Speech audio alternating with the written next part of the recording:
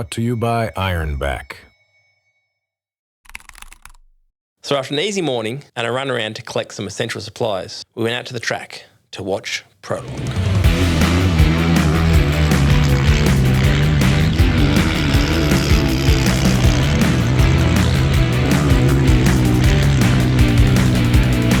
Having raced Finke a few times, you really don't get an understanding of the sheer volume of spectators this race brings. There is somewhere between 12 and 13,000 people that come out and watch this race, all camped out in the middle of the desert, and it's a huge big party.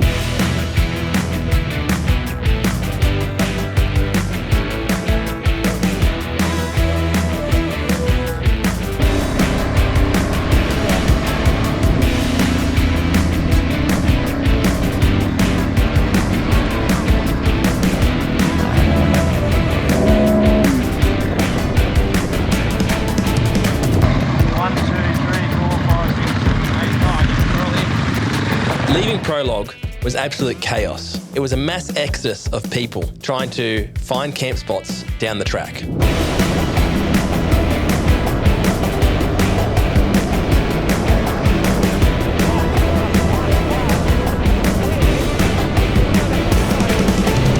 After fighting through traffic and dust, we finally made it to our campsite, about 80 k's down, right near a big dune and in one of the best parts of the track with the big whoops. But it wasn't time to relax yet. Corey's clutch repair hadn't taken. He still had a slipping clutch and it was causing him issues. John, Corey and Dean came up with a very creative solution. They took the washers off of the spark plugs that we had throughout the camp and we stuck them under the retaining bolts of the clutch pressure plate springs to put a bit more pressure on the clutch packs to give Corey drive.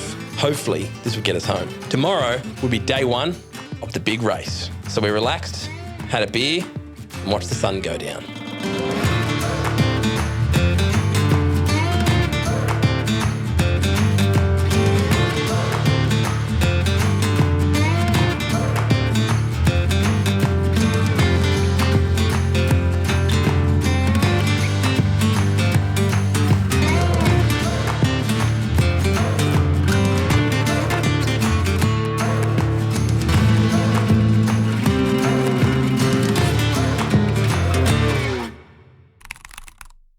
In the morning, everyone was excited to see day one of Finke. You could feel the excitement in the air.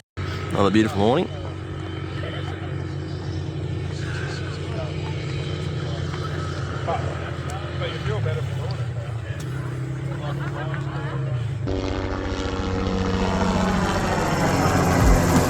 The minute the Zero helicopter flew over the track, everyone ran up the dunes, ready to watch the race.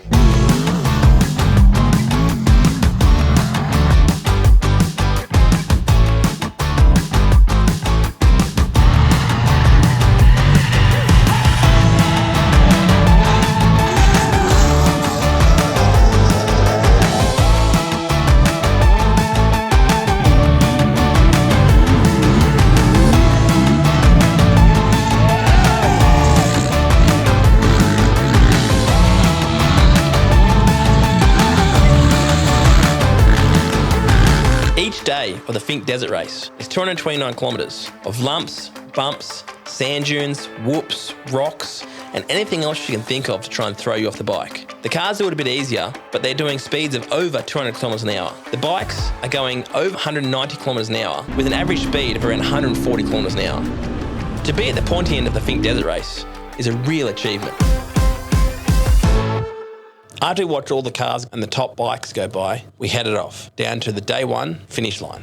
The day one pits at Apachula were a flurry of activity, with everyone who finished the race on day one doing the best they can to get their cars and bikes ready for the second day.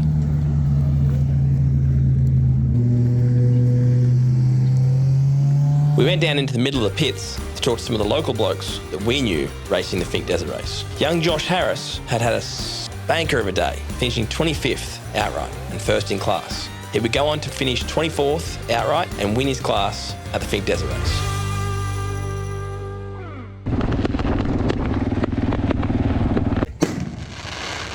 In Canberra, blokes should have lots of fireworks. You got any fireworks?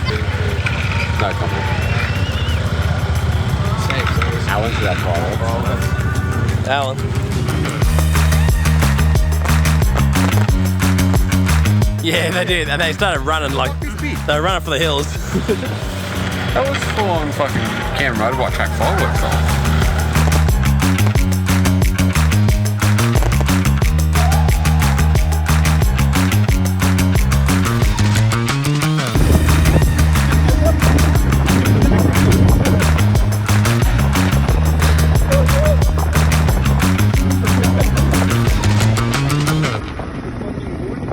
You said it wasn't going 2 seconds ago. I'll fix that. It's not. Sounds like the same color. It does the same. It was all fun and games in the pits at Finke, but the next day we'd be heading back in to the real wilderness, even more remote than we'd been before.